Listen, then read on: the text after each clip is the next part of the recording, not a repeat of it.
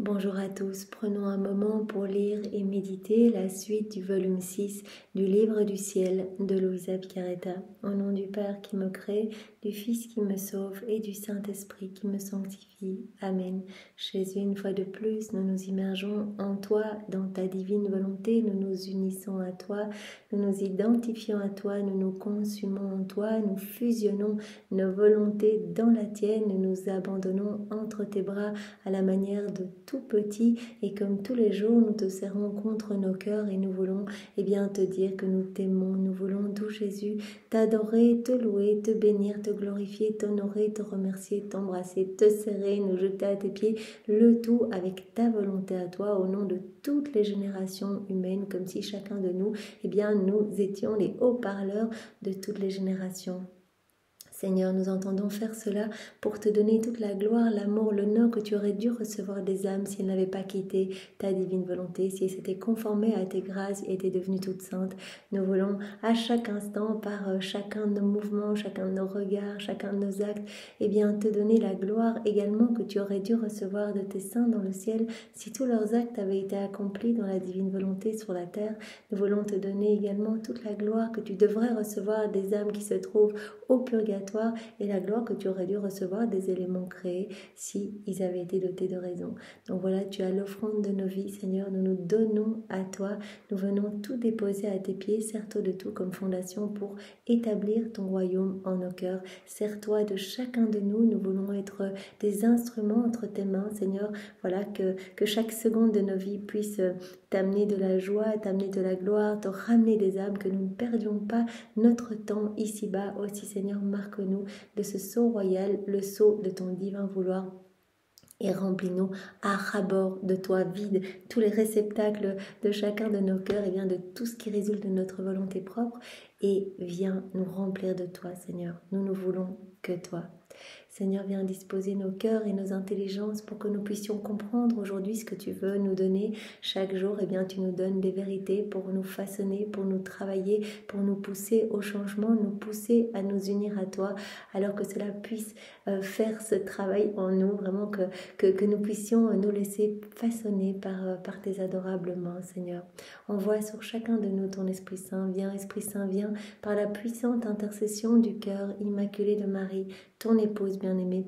Viens, esprit d'amour, esprit de feu, esprit de force, esprit de joie, nous t'attendons. Viens, comment pourrions-nous comprendre ces vérités venues du ciel, ces vies divines? Sans toi, Esprit Saint, viens, par la puissante intercession du cœur immaculé de Marie, ton épouse bien-aimée. Esprit Saint, viens nous embraser complètement, que nous puissions être vraiment des flammes, des torches d'amour, que nous puissions aller partout sans peur, sans crainte, annoncer cette merveilleuse nouvelle de la venue du royaume de la divine volonté. Alors viens, Esprit Saint, viens par la puissante intercession du cœur immaculé de Marie, ton épouse bien-aimée. Maman Marie, nous venons dans tes bras avant de commencer, nous restons sur tes genoux, nous voulons tout faire sous ton regard maternel, nous voulons que tes mains soient comme ces douces chaînes, nous attachant continuellement à ton cœur et à celui de Jésus. Fais de nous tes fidèles copines, nous te prenons vraiment comme modèle, maman. Nous voulons être totalement synchronisés à toi.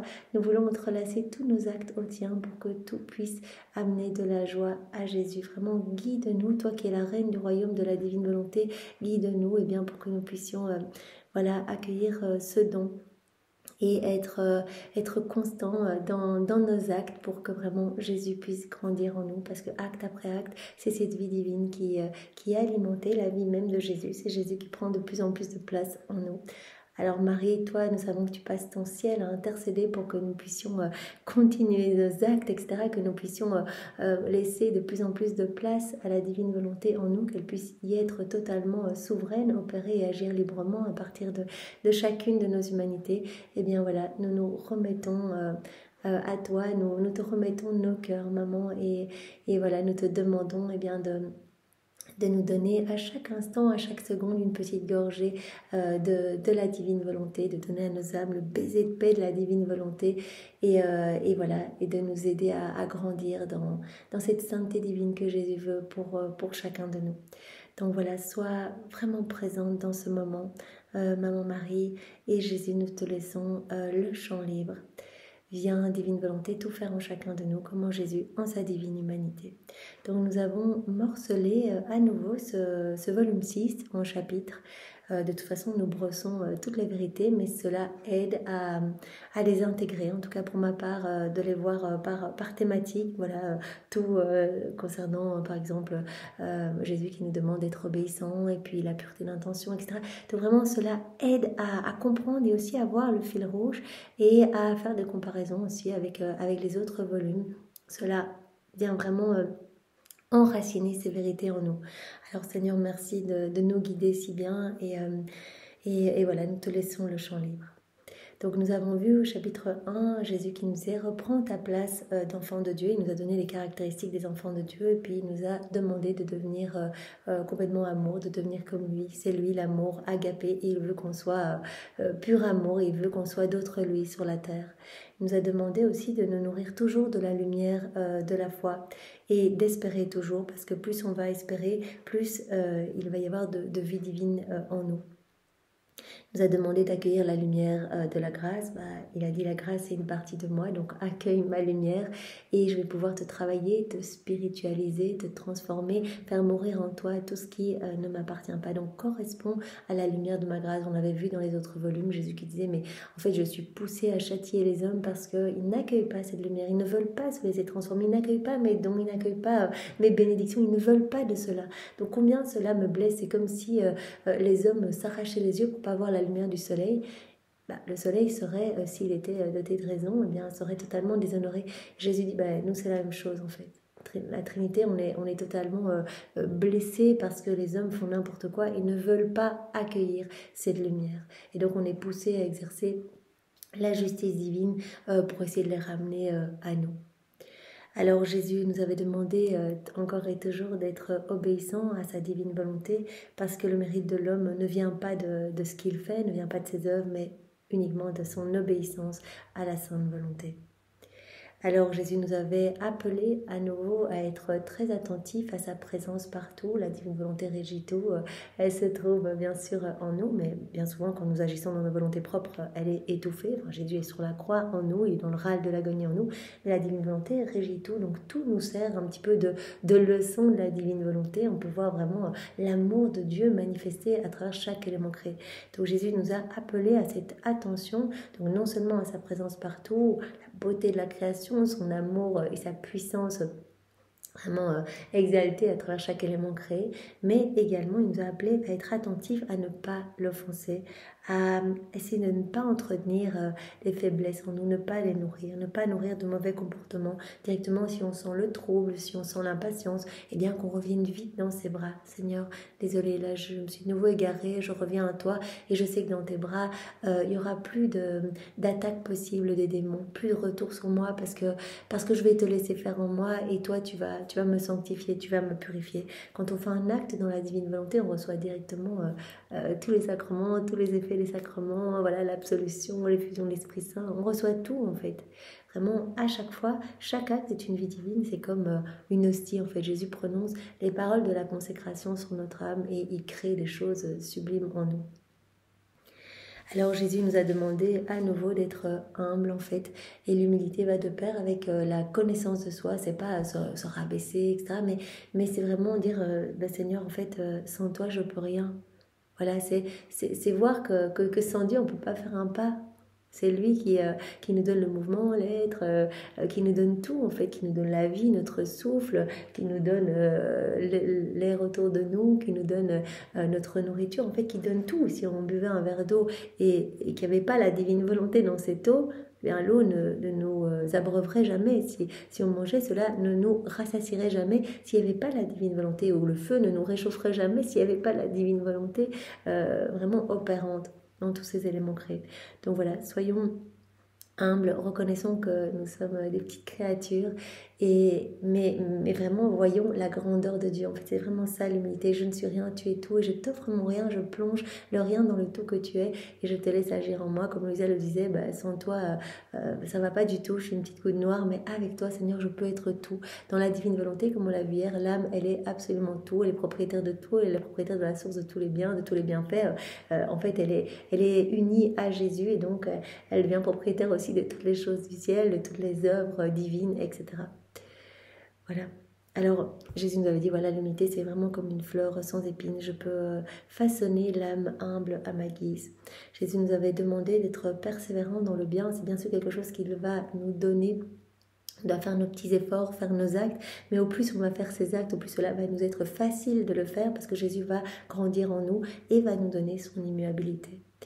Il nous avait demandé vraiment de nous dépouiller de tout, d'arrêter de nous attacher aux choses de la terre. Et c'est également quelque chose qu'il va nous donner quand on va vivre dans sa volonté. Cela va venir naturellement. Il va nous donner cette sainte indifférence pour les choses de la terre, ce saint détachement. En fait, il va nous élever. Vraiment, comme il le dit à Louisa dans beaucoup de passages, il termine les passages en disant « Continue ton envol. Vraiment, élève-toi. Ne t'accroche pas aux choses de la terre qui vont t'alourdir. Et viens te greffer dans le soleil de ma divine volonté. Et laisse les rayons de ce soleil déborder de ton humanité et toucher toutes les âmes. » Donc voilà, détache-toi de tout et ne t'attache qu'à moi. Donc tu dois vraiment te vider de tout pour accueillir ma lumière. Tu dois te délecter des choses du ciel. Voilà, prends comme exemple l'aigle, poursuis vraiment ton envol, élève-toi et essaye d'avoir l'acuité visuelle de l'aigle. Donc vraiment, c'est quelque chose que je vais te donner aussi. Si tu t'unis à moi, je vais venir désobstruer tout tes sens. Et je te demande aussi de te nourrir de mes vérités, de te nourrir de ma parole. Parce que vraiment, ici, dans les écrits du ciel, quand on se nourrit des vérités, Jésus, en fait, il nous séduit, il nous pousse non seulement à revenir, il nous aimante dans ses écrits du ciel, mais il nous donne cette soif de demander ce don continuellement. Et Jésus veut qu'on le demande sur chaque élément créé, qu'on le demande à chaque instant, que vienne ton royaume, Seigneur, donne-nous ce don, nous le demandons au nom de tous, etc. Alors Jésus nous a demandé de rester calme, de rester dans la paix, parce que sinon on l'empêche de travailler en nous. On doit vraiment conserver cette paix comme notre plus grand trésor. Et bien sûr, voilà, au plus on va vivre dans la divine volonté, au plus Jésus, qui est le roi de la paix, va prendre de place en nous. Et donc cette paix véritable et profonde va s'installer en nous. Alors Jésus nous a appelés à nouveau à lui faire confiance. La foi sans la confiance, elle est totalement stérile et ça le glorifie quand on lui fait confiance. On doit tout craindre de nous, mais on doit lui faire totalement confiance. Et Jésus nous a demandé de lui offrir tout au nom de tous. Voilà notre vie, notre volonté, au nom de tous nos frères et sœurs. On est une seule famille. Et il nous a appelés à nous émerveiller de sa puissance créatrice. Lui qui est le maître de tout, le roi des rois, qui dénombre tout, qui connaît tout, etc. Et bien vraiment, à nouveau, cela nous ramène à cette humilité. Toi, le roi des rois, Seigneur, nous ne sommes rien du tout, mais avec toi, nous sommes tout, Seigneur. Nous nous offrons à toi pour que tu puisses faire ce que tu souhaites et poursuivre vraiment ton œuvre de création dans nos cœurs. Alors nous avions commencé, non, il y avait encore ce point 15. Jésus nous avait demandé d'accueillir nos croix, nos souffrances avec résignation et amour, parce que vraiment cela vient nous sanctifier, décaper nos âmes, nous émonder. C'est un cadeau d'amour, de prédilection, comme un cadeau de fiançailles. Si on accepte en vos mariages, ce sont comme des pierres précieuses. Vous vous rappelez cette image que Jésus avait donnée, il lançait des pierres précieuses comme ça sur les âmes.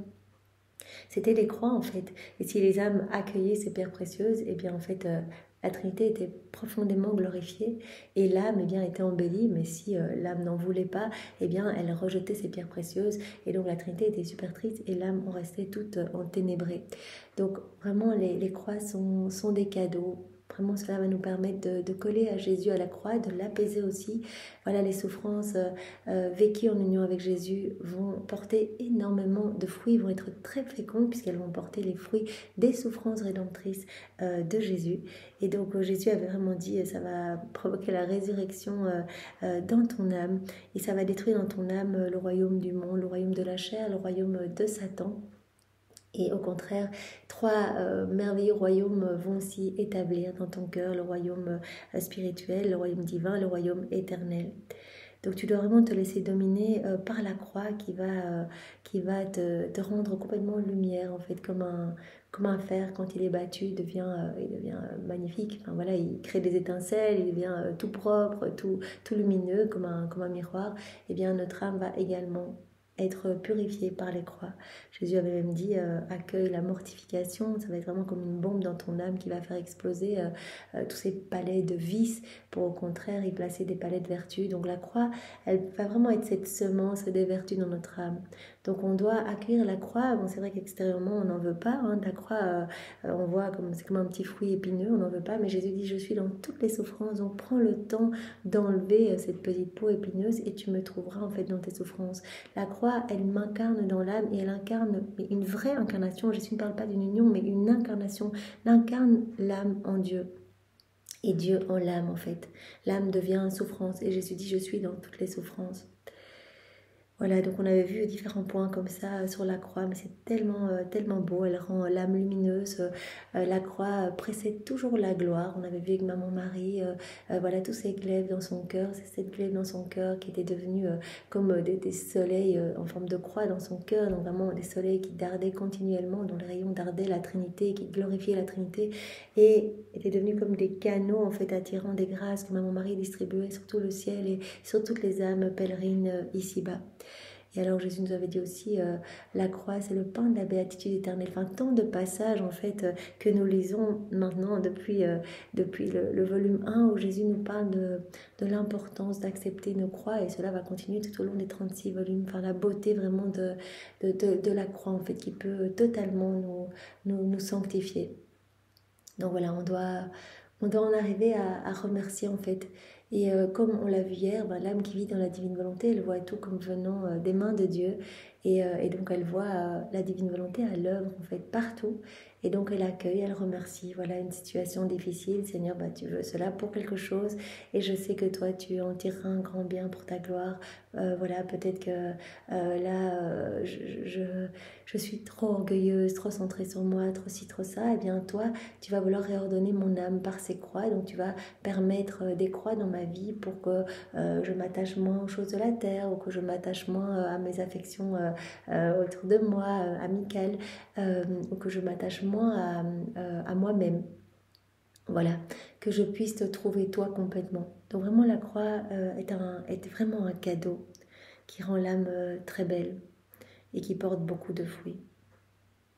Jésus, il nous a d'ailleurs dit, la chose dans laquelle mon humanité s'est le plus délectée, c'est la souffrance. Alors hier, on a commencé ce point 16, viens vivre dans ma volonté. Donc Jésus nous a d'abord parlé de la résignation. La résignation à sa volonté, c'est le premier pas à faire. En fait, ça désaveugle l'âme et un acte de parfaite résignation va purifier l'âme des péchés véniels involontaires. Alors Jésus nous a après dit, voilà l'âme maintenant qui est totalement immergée en moi, qui vit en moi, qui vit dans ma divine volonté, elle est tout, elle devient tout en fait. Elle m'honore et elle n'ira pas au purgatoire. Elle est totalement identifiée à mon humanité. Ce qu'elle fait, c'est identifier à mon humanité. Et elle est ma résidence, elle est mon ciel. Je viens m'établir en elle et à chacun de ces actes, j'embellis cette âme, je viens placer des choses merveilleuses du ciel, les béatitudes, joie céleste, etc. Donc vraiment, je me sens bien. Jésus s'est incarné dans Sainte Marie parce qu'elle était totalement dans la divine volonté qu'il a retrouvé en sa maman son paradis qu'il laissait. Alors l'âme qui vit dans la divine volonté, elle est totalement consumée en moi et elle possède ma puissance divine. Donc vraiment, Jésus nous avait dit, voilà, les vertus, c'est super pour accroître cette intimité avec votre Créateur, avec moi. Mais cette consommation, en fait, va vous donner vraiment cette puissance divine, en fait. Vos actes vont être investis de ma puissance créatrice. Vos actes vont être divins, éternels. Vos actes vont être remplis de l'infini, vont pouvoir être continuer à ne jamais s'arrêter, être éternels et apporter des bienfaits dans toutes les âmes, les actes d'Adam, et continuer à apporter des grâces et des bénédictions. Par ces actes, Jésus nous donne des grâces et des bénédictions. Par les actes encore d'Adam dans son état d'innocence, ou nos actes à nous, les actes de Maman Marie, les actes de Louisa, les âmes à la suite de Louisa, etc. Donc voilà, seule l'âme qui vit dans la divine volonté va être consumée en moi et elle va posséder ma puissance divine. Alors l'âme qui vit en moi, elle ne connaît pas d'inquiétude, il n'y a pas de trouble dans la divine volonté. Sinon c'est un signe qu'on n'est plus dans les bras de Jésus, un indicateur assez puissant. Voilà, qu'on commence à s'agiter, c'est qu'on n'y est plus, quoi. Qu'on a fait une petite sortie dans nos volontés propres. Et donc l'âme en fait qui vit dans la divine volonté, elle va tout accueillir comme venant des mains de Dieu, comme je l'ai dit précédemment, et donc elle ne s'inquiétera pas. Quoi qu'il arrive, une situation facile, merci Seigneur, une situation difficile, merci Seigneur, je sais que tu fais ça pour mon bien et je sais que voilà, tu veux le meilleur pour moi, tu me connais, tu connais le nombre de cheveux que j'ai sur la tête, alors je sais que tu veilles sur moi. Donc voilà, pour cette âme, tout est consumé dans la divine volonté et c'est vraiment son centre et son but.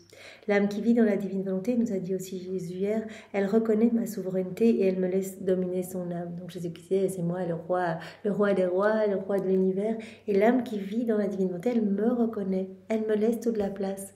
Elle ne m'étouffe pas dans son cœur. Moi, je suis dans chaque cœur, je suis là avec ma maman, mais je suis écrasée, je suis écartelée, on ne me laisse pas agir, etc. Vraiment, c'est comme si l'âme, en vivant dans sa volonté propre, elle vient rajouter des petites pelletées de terre dans son âme. Elle étouffe cette vie divine en elle. Et elle alimente, au contraire, elle alimente une vie de mauvaise passion, etc. Et moi, je suis là, je ne peux rien faire, je suis comme le divin potier, divin architecte, divin agriculteur, divin semeur, autant de termes que Jésus a utilisés. Et il a dit, je suis là, mais je ne peux rien faire. Dans une âme qui vit dans sa volonté propre. Mais une âme qui vit dans la divine volonté, elle dit, Jésus, tu es mon roi, je te laisse toute la place et j'accepte de crucifier ma volonté propre continuellement au profit de ta divine volonté. Vas-y, agis en moi, fais ce que tu veux, utilise mes mains, mes yeux, ma bouche, mes pensées, etc. Donc l'âme qui vit dans la divine volonté, eh bien, elle laisse Jésus dominer son âme complètement. Donc comme Jésus le dit, elle me reconnaît, elle reconnaît ma souveraineté, elle me laisse tout faire en elle. Alors aujourd'hui, on va continuer avec d'autres points dans ce point 16, donc viens vivre dans ma volonté, avec le point 9. L'âme qui vit en moi, elle est complètement liée à moi et donc elle sera liée au prochain, elle va l'aimer en moi. À la date du 12 août 1904.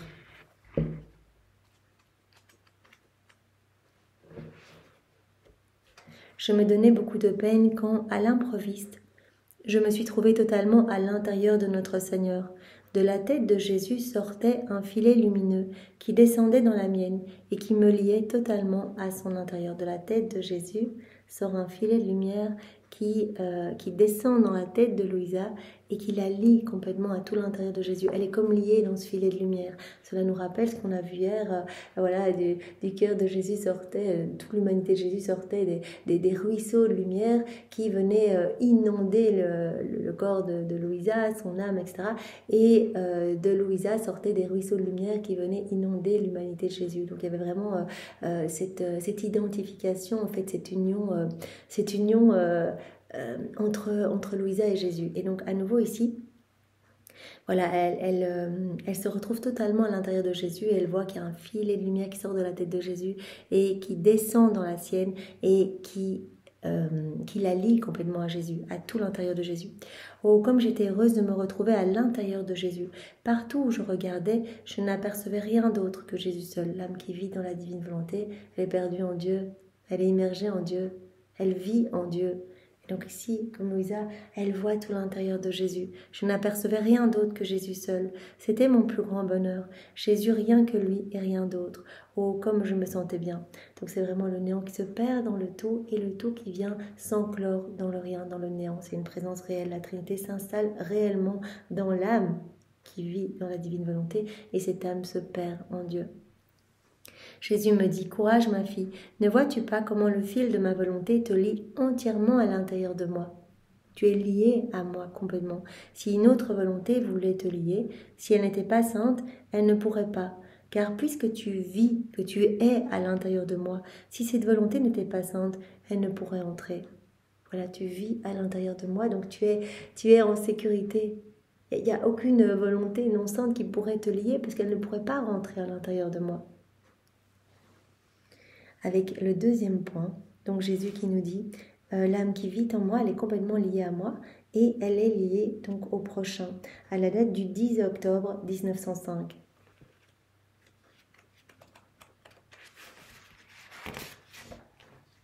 Ce matin, j'étais très affligée de ce que Jésus béni me faisait souffrir par son absence. Se montrant brièvement, il me dit, ma fille, cela me déplaît de te voir si triste et plongée dans une amère affliction à cause de ma privation. On sait, on a lu dans un volume ultérieur, je pense que c'est le volume 12 ou quelque chose comme ça, ou 13, Jésus qui parlait des 3 blessures de son âme, les blessures les plus importantes de son cœur, eh bien c'était premièrement la tristesse en fait des âmes qu'il aime. Voilà, comme Louisa, les tristesses de maman Marie, etc. Voilà, Jésus ressent cela, mais comme un glaive dans son cœur en fait. Mais il nous a dit, voilà, ce sont des peines horribles pour mon cœur, mais qui sont accompagnées de beaucoup de douceur, parce que ces âmes souffrent uniquement par amour pour moi, sont tellement liées à moi, voilà, qu'elles souffrent en fait. Et moi, je ressens leur souffrance parce que je les aime. Si déjà je souffre pour des âmes qui me tournent le dos, qui ne veulent pas de moi, etc., imaginez combien je souffre pour des âmes qui m'aiment. Donc ça, c'est la souffrance première de Jésus. La deuxième étant l'ingratitude, la troisième, l'obstination. Mais donc, c'est vraiment une grande souffrance pour le cœur de Jésus, mais accompagnée de ruisseaux et de torrents, de douceur, en fait. Ton affliction me cause une grande douleur, surtout parce qu'elle est à cause de moi. C'est comme si c'était ma propre affliction, parce que tu es uni à moi, donc c'est comme si c'était ma propre peine, parce que tu souffres pour moi, tu souffres à cause de moi. Ma douleur est tellement grande que si toutes les afflictions des autres étaient réunies, elles ne me donneraient pas une douleur aussi grande que la tienne seule.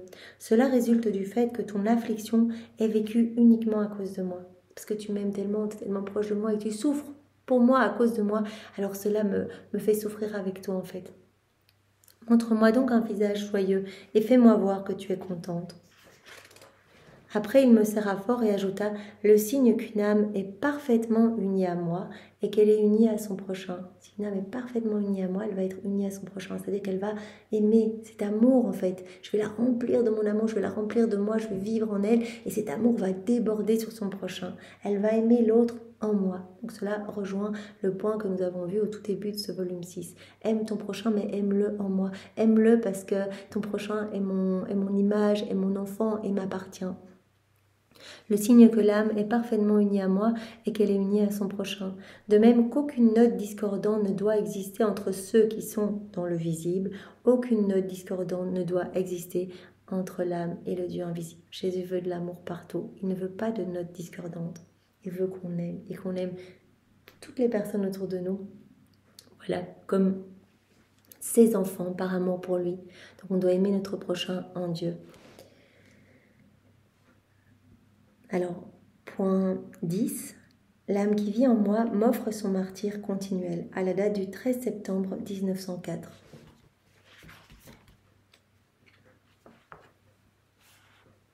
Je me trouvais dans mon état habituel. Après m'être donné beaucoup de peine, je vis Jésus pressé contre moi et tenant mon cœur dans ses mains.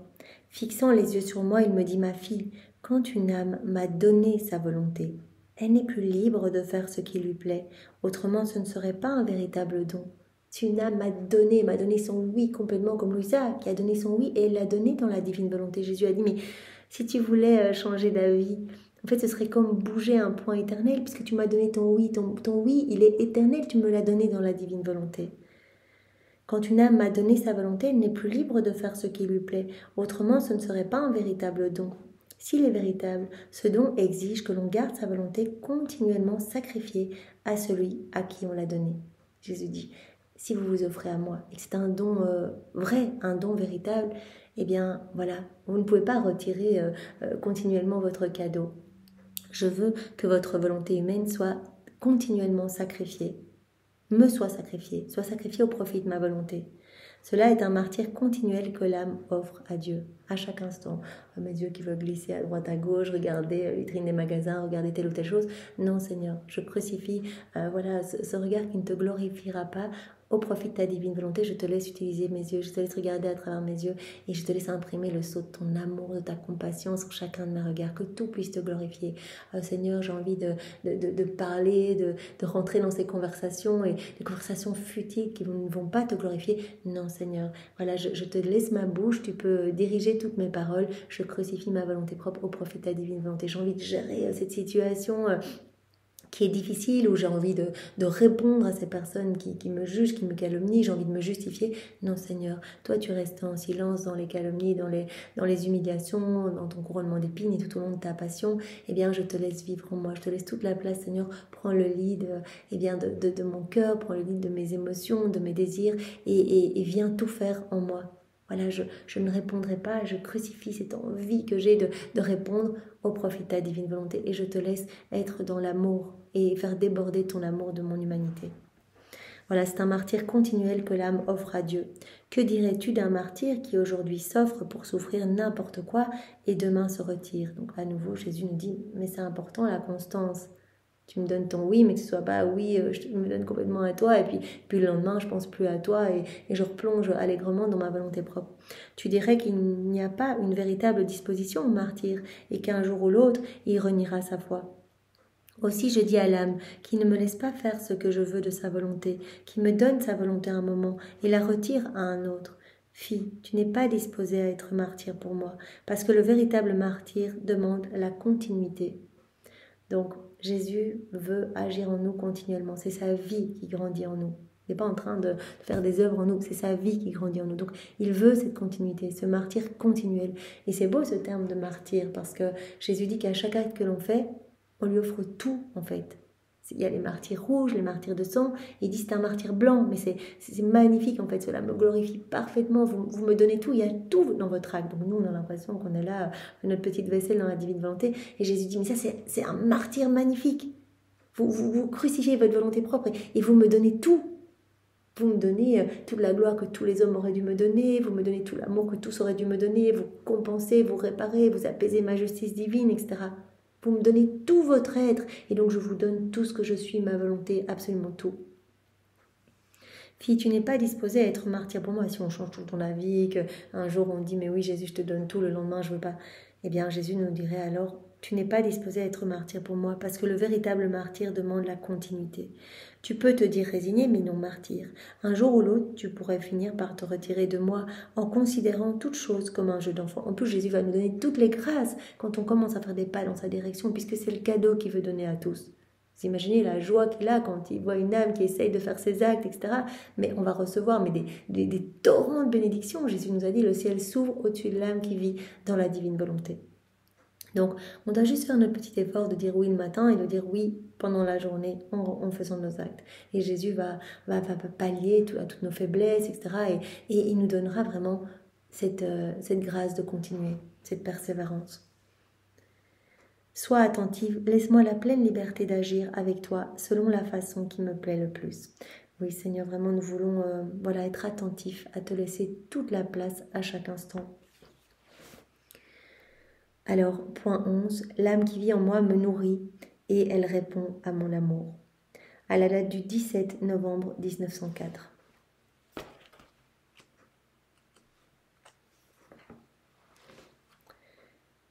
Ayant reçu l'Eucharistie, je pensais à la bonté de notre Seigneur qui se donne en nourriture à la si pauvre créature que je suis. Et je me demandais comment je pourrais répondre à une si grande faveur. Donc elle vient de recevoir Jésus et elle dit, mais Jésus, tu es si gentil, tu te donnes en nourriture pour moi, tu viens vraiment t'unir à moi. Comment moi je peux répondre à tellement d'amour? Jésus béni me dit, ma fille, tout comme je me fais la nourriture de la créature, celle-ci peut se faire aussi ma nourriture en transformant tout son intérieur en aliment. C'est-à-dire en faisant en sorte que ses pensées, ses affections, ses désirs, ses penchants, ses battements de cœur, ses soupirs, son amour, etc. tendent vers moi. Tout ce qui va être fait dans la divine volonté va devenir nourriture pour Jésus. Vous vous rappelez ce passage où Jésus prenait dans le cœur de Louisa une petite balle blanche et elle disait mais qu'est-ce que c'est? Et en fait c'était Jésus qui ouvrait la balle blanche et il y avait un autre Jésus dedans. Donc voilà, tout ce qu'on fait dans la divine volonté va servir vraiment d'aliment pour Jésus, de nourriture, on l'abreuve, on le console, ça va servir aussi d'onguent. Vous vous rappelez ce passage où Louisa, elle faisait des actes dans la divine volonté et elle voyait une petite huile en fait...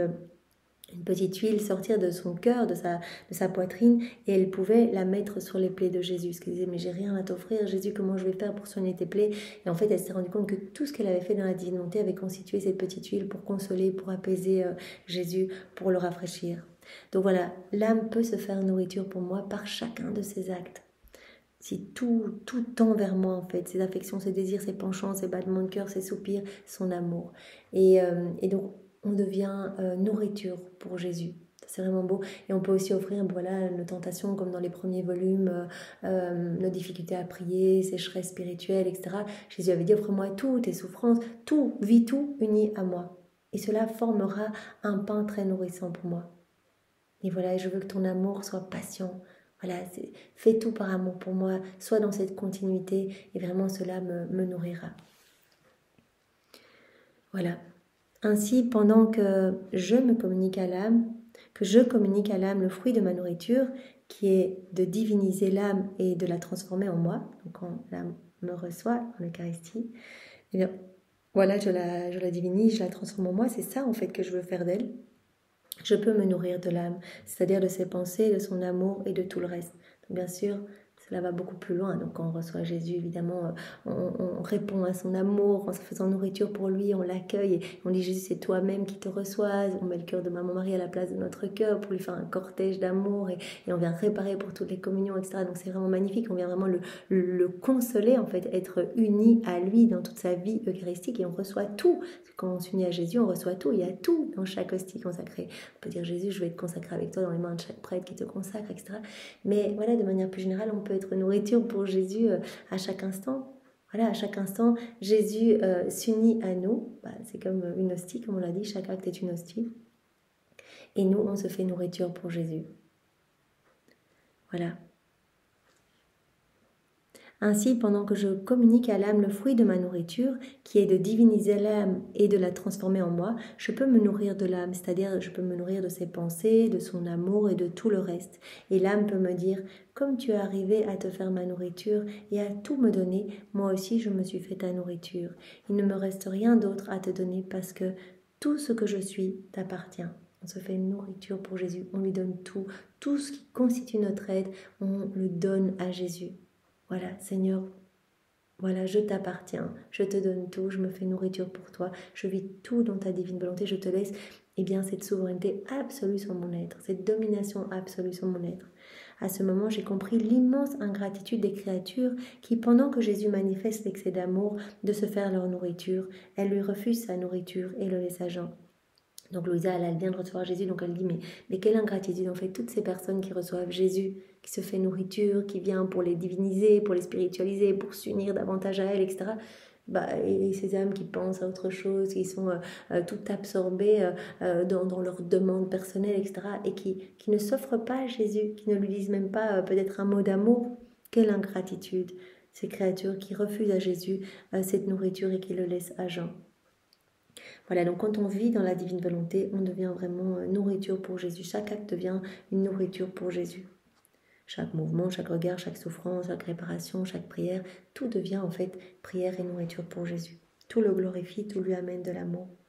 Donc l'âme qui vit en moi, elle me nourrit et elle répond à mon amour. Alors point 12, l'âme qui vit en moi, elle possède la clé de ma volonté, à la date du 2 mars 1905.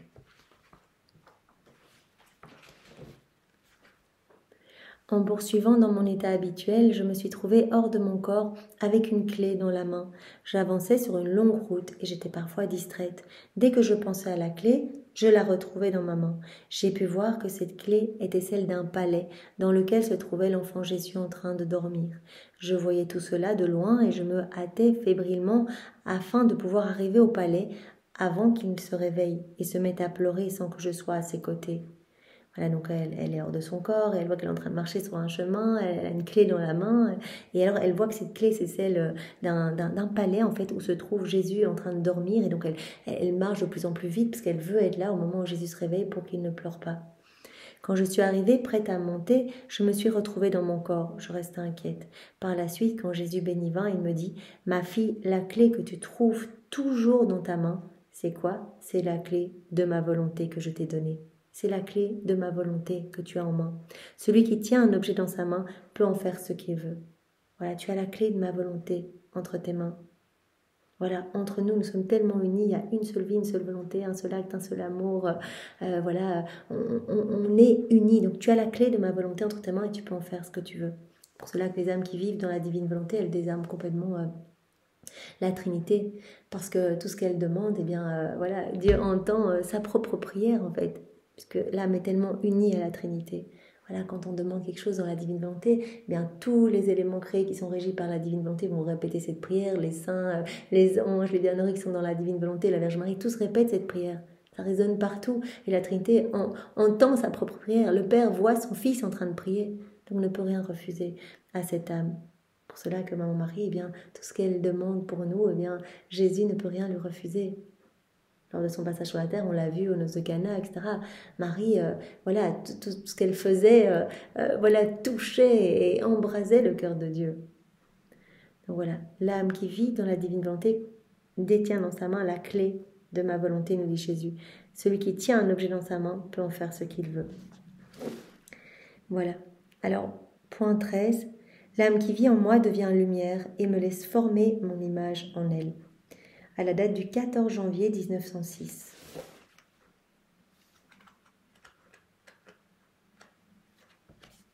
Avant-dernière page. J'étais dans mon état habituel et quand Jésus bénit vint, il me dit « Ma fille, je ne suis pas content des âmes qui n'émettent que des lueurs. Je veux que leur pensée soit lumière. Je veux que tout devienne lumière. » Comment est-ce qu'on peut faire ça? En vivant dans la divine volonté, tout va devenir soleil, irradiant, magnifique, produisant des rayons partout, allant toucher toutes les âmes, amenant de la joie dans le ciel à tous les saints, les bienheureux, leur donnant une gloire accidentelle, un rafraîchissement pour les âmes du purgatoire, un amour parfait pour la Trinité, un renouvellement pour la Trinité. Tout un renouvellement pour la création. Voilà, un rafraîchissement pour la création. Donc vraiment, tout devient lumière. Quand on fait nos actes dans la divine volonté, un acte, c'est vraiment, voilà, on peut imaginer un gros soleil, mais plus beau que celui de la création. J'étais dans mon état habituel et quand Jésus bénit vint, il me dit « Ma fille, je ne suis pas content des âmes qui n'émettent que des petites lueurs, des petites lumières. Je veux que leur pensée soit lumière, mais lumière étincelante, que leurs paroles soient lumière, que leurs désirs soient lumière, que leurs œuvres soient lumière, que leurs pas soient lumière, et que toute cette lumière forme un soleil dans lequel mon image soit totalement formée. » Toutes ces petites vies divines, chacun de nos actes formant un soleil, et toutes ces vies divines alimentent cette grande vie divine en nous, la vie même de Jésus, afin que son image soit formée en nous. Donc par nos actes, Jésus dit, c'est mon image qui se forme en vous. Là, je grandis en vous. Mais pour cela, il faut évidemment que vous soyez dépouillés de tout. Il faut que vous m'offriez cette toile vierge, que je puisse peindre mon image divine dessus. Cela se produit quand une âme fait tout, absolument tout pour moi, alors tout devient lumière, elle devient totalement lumière. Et comme celui qui veut entrer dans la lumière solaire ne trouve aucun obstacle pour y arriver, ainsi je ne trouve aucun obstacle dans ce soleil que la créature forme de tout son être. Par contre, chez celui qui n'est pas totalement lumière, je rencontre beaucoup d'obstacles pour y former mon image. Donc celui qui n'est pas totalement lumière, celui qui agit dans sa volonté propre, qui remplit son âme de ténèbres, etc. Jésus dit, je ne peux pas former mon image dans cette âme. Mais l'âme qui n'est que lumière, qui fait tous ses actes, chaque acte est soleil, et vraiment son âme se gorge de plus en plus de lumière, et Jésus dit, évidemment, chaque acte m'alimente, me nourrit, et moi je suis la lumière du monde. Donc vraiment, il y a de plus en plus de lumière dans cette âme, et donc je forme mon image en elle. Alors un autre passage qui va dans ce sens, donc à la date du 25 mai 1905.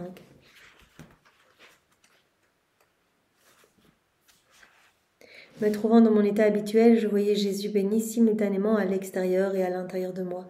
Si je le voyais à l'extérieur comme un enfant, je le voyais à l'intérieur comme un enfant. Si je le voyais à l'extérieur comme le crucifié, je le voyais à l'intérieur comme le crucifié. Voilà, donc c'est la même forme à l'intérieur et à l'extérieur. J'étais émerveillée de cela et Jésus me dit « Ma fille, quand mon image est formée à l'intérieur de l'âme, si je veux me montrer à l'extérieur pour qu'on me contemple, je m'y montre sous la même forme. Je m'y montre sous la même forme. Qu'y a-t-il de merveilleux à cela ?» Donc voilà, quand mon image est formée dans l'âme, si je veux me montrer à l'extérieur, je me montrerai sous la même forme que celle que j'ai à l'intérieur. Louisa, elle voit à l'intérieur d'elle Jésus crucifié, elle le voit crucifié à l'extérieur. Si elle voit Jésus à l'extérieur comme un petit bébé ou un jeune homme, elle le voit sous la même forme dans son intérieur. Tout ça pour dire que Jésus forme son image dans l'âme totalement abandonnée à lui, dans l'âme qui vit dans sa divine volonté. C'est cette image divine qui se forme, c'est Jésus qui s'installe en nous avec son Père l'Esprit Saint, présence réelle. Alors point 14, l'âme qui vit en moi entend mon murmure et j'entends le sien. On verra un autre point plus tard où Jésus dit que quand on vit dans la divine volonté, chacun de nos actes vient produire comme une musique divine en fait qui vient entourer, amener de la joie à tout le ciel et entourer la Trinité. Une musique vraiment, une musique de Dieu en fait, comme Jésus, son humanité, chacun de ses pas, chacun de ses mouvements, produisait cette musique. Et comme voilà, nous devenons les résidences de Jésus, son Père et l'Esprit Saint, nous devenons comme les tabernacles vivants, comme il l'a dit hier, chaque âme devient mon ciel sur la terre, comme mon humanité était mon ciel sur la terre. Eh bien, si on vit dans la divinité, on va également, voilà, Jésus en nous, en agissant en nous, eh bien, va produire cette même mélodie divine. Alors ici, Jésus dit, j'entends en fait mon murmure. L'âme qui vit en moi, elle entend mon murmure et j'entends le sien. Je J'entends le sien partout en moi et elle entend mon murmure en elle. À la date du 26 mai 1905.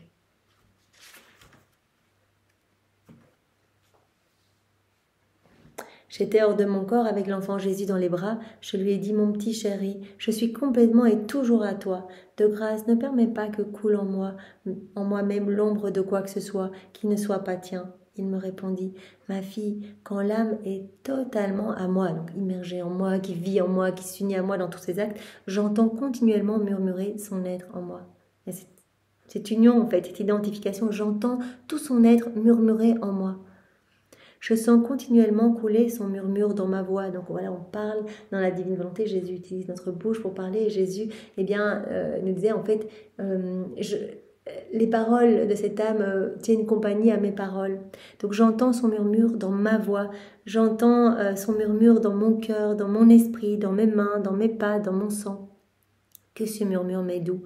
À mesure que je l'entends, je ne cesse de répéter « Tout de cette âme est mien. Je l'aime tellement. » Voilà, et Jésus, lors de son passage sur la terre, tout ce qu'il faisait, en fait, on était avec lui. Il entendait le murmure le murmure de notre voix dans ses pensées, dans ses paroles. On était avec lui. C'est pour cela qu'il connaît déjà le nombre des âmes qui vont vivre dans la divine volonté. On était avec lui de toute éternité.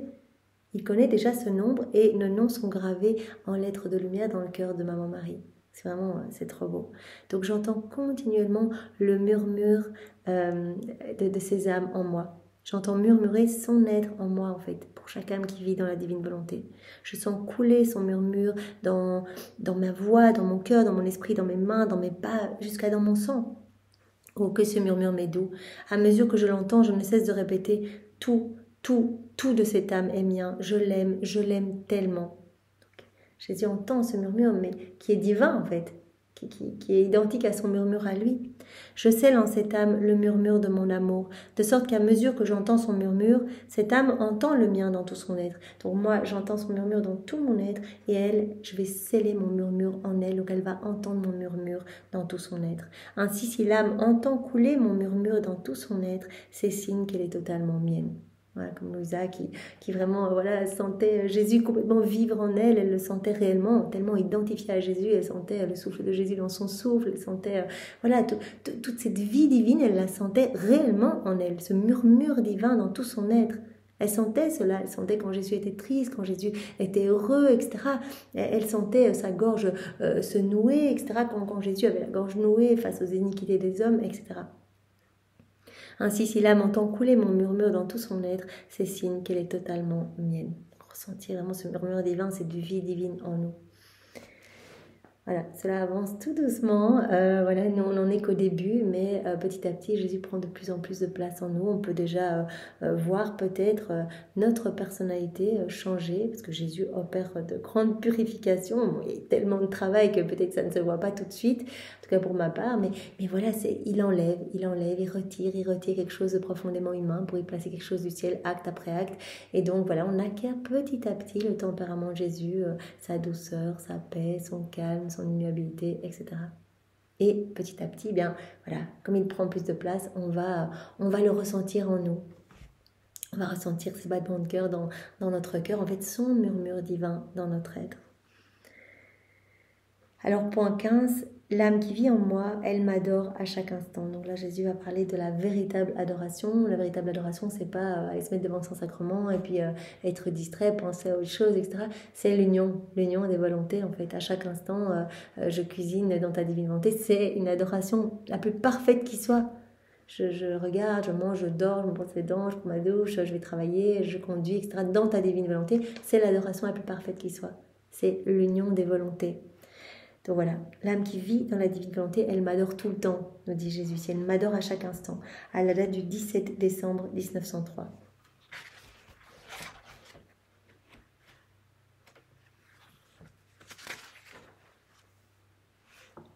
Me trouvant dans mon état habituel, je vis brièvement Jésus béni avec sa croix sur les épaules, pendant qu'il rencontrait sa très sainte mère. Je lui dis, Seigneur, que fit ta maman au moment de cette si triste rencontre, voilà, au moment du calvaire, quand Jésus a croisé Maman Marie. Il me répondit, ma fille, elle fit un acte d'adoration simple et profond.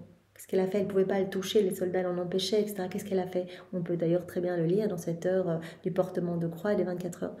Elle a fait un acte d'adoration simple. Plus un acte est simple, plus facilement il rejoint Dieu. Par cet acte simple, elle fit ce que je faisais moi-même intérieurement. Elle s'est unie à moi. Elle a fait tout ce que je faisais moi-même. Elle s'est unie à toutes mes peines, à chacune de mes souffrances, à chacune de mes prières, à chacune de mes réparations, à chacun de mes pas, à chacun de mes soupirs. Elle s'est unie à moi profondément. C'est ce que nous pouvons faire nous aussi quand nous méditons le Saint-Rosaire. À chaque instant de la vie de Jésus, on peut dire Jésus, je m'unis à toi, à ta divinité, à ton humanité, à ta volonté, à tout ce que tu fais, à toutes tes paroles, à toutes tes prières. Je m'unis à Maman Marie, je m'unis à vos deux cœurs unis. Voilà, je répète mot pour mot tes réparations, je les remets en mouvement, Seigneur, etc. Donc voilà, on peut le faire nous aussi, chez nous, en méditant le Saint-Rosaire sous forme de ronde. Donc ma fille, elle fit un acte d'adoration simple et profond. Plus un acte est simple, plus facilement il rejoint Dieu. Par cet acte simple, elle fit ce que je faisais moi-même intérieurement. Cela me fut immensément agréable, plus que si elle avait fait quelque chose de grand. Elle n'a pas fait quelque chose de grand, elle s'est juste unie à son fils intérieurement. Elle dit, mon fils, tout ce que tu fais, je suis en train de le faire avec toi, je t'accompagne, je te tiens compagnie. Là, tu es en train de réparer pour tous ceux qui ne veulent pas porter leur croix, pour les chutes dans le péché, les rechutes dans le péché, les chutes des âmes consacrées, les péchés de confort, pour les péchés qui ne sont pas dévoilés, etc. Tu es en train de réparer pour tous les péchés liés aux mauvaises rencontres, etc. Les péchés par manque de charité. Eh bien, je répare avec toi, Jésus. Voilà, je suis là, je suis unie à toi. Ce que tu fais, je le fais avec toi et je m'unis aussi à toi dans tes souffrances. Ce qu'elle fit me fut immensément agréable, plus que si elle avait fait quelque chose de très grand. La véritable adoration consiste en cela. La créature se dissout dans la sphère divine en s'unissant à Dieu dans tout ce qu'il fait. On se dissout dans la sphère divine, on plonge dans la divine volonté, on plonge en Dieu et on s'unit à Dieu dans ce qu'il fait. C'est pour ça que Jésus dit pensez tout le temps à moi dans le Saint-Sacrement.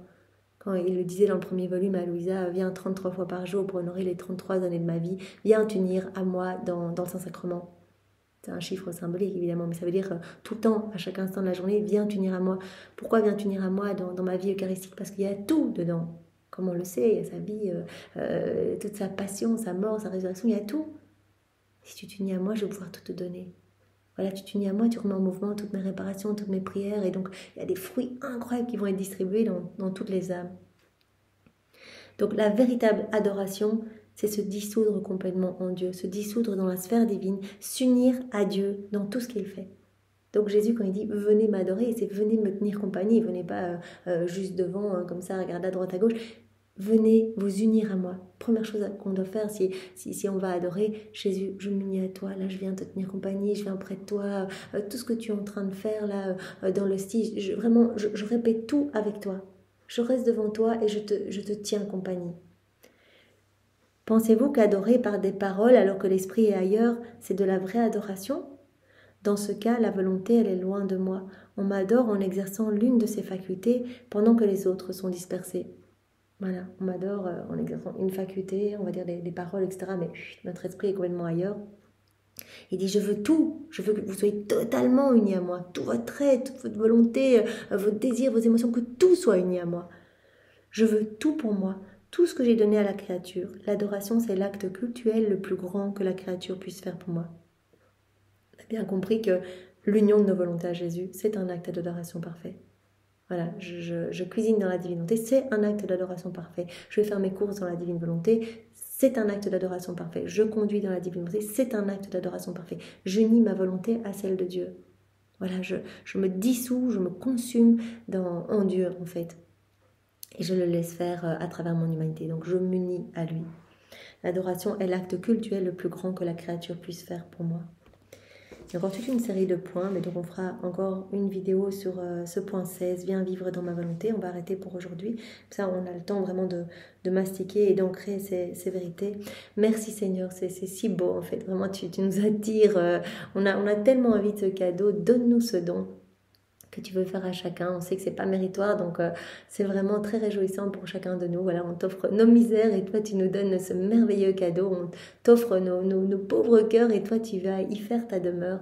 On te donne tout, Seigneur. Nous voulons vraiment rester unis à toi continuellement, que rien ni personne ne nous sépare de toi. Et pour te remercier, eh bien, pour tout ce que tu as déjà fait pour nous, ce que tu vas faire encore aujourd'hui, ce que tu feras demain, pour ces écrits du ciel, pour ces vérités que tu nous as données aujourd'hui, pour maman Marie, cette si douce maman qui nous guide jour après jour. Pour te remercier, eh bien, nous t'offrons son cœur immaculé, nous t'offrons tous ses actes, toute sa vie, son immaculée conception, voilà, son assomption, nous t'offrons toutes ces paroles tendres qu'elle avait l'habitude de te dire, ses baisers, ses caresses, voilà, son affection pour toi. Nous t'offrons tous les actes d'amour de tous les saints de tous les temps, refaits dans ta divine volonté. On t'offre tous les actes accomplis dans ton divin vouloir par Adam, dans son état d'innocence, par Louisa, les âmes à la suite de Louisa. On t'offre bien sûr ton amour à toi que tu as placé partout dans l'œuvre de la création. Partout, nous sommes bombardés de cet amour, donc nous le récoltons pour te le redonner. Nous te réoffrons également l'amour que tu as placé dans l'œuvre de la rédemption à chaque instant de ta vie et dans chaque sacrement. On t'offre l'amour de ton Père, l'amour de l'Esprit Saint, cet amour brûlant qui vous unit, cet amour trinitaire. Et Seigneur, on t'offre tes propres attributs divins et voilà, on te garde dans nos bras. On veut vraiment voilà, vivre cette journée totalement unie à toi. On avance petit à petit, Seigneur, mais vraiment que chaque journée soit une offrande complète d'amour. Voilà, nous voulons vivre ce martyre continuel de notre volonté propre au profit de ta divine volonté pour te glorifier et pour que ton royaume s'établisse, parce que par nos actes, nous travaillons vraiment à l'établissement de ton royaume d'amour. Sois béni, Seigneur, sois béni éternellement. Au nom du Père et du Fils et du Saint-Esprit. Amen. Belle journée à tous, soyez tous bénis. Au revoir.